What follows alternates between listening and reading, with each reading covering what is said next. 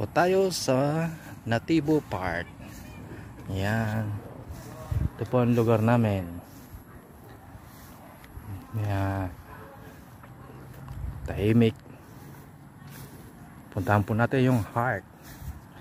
Ito lang po ang ano dito pag weekend. Good morning madlang people. Yan.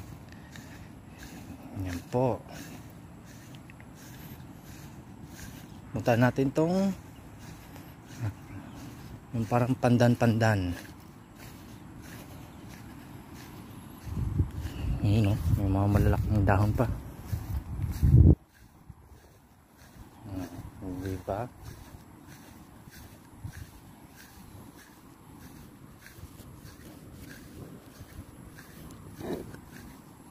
Oh.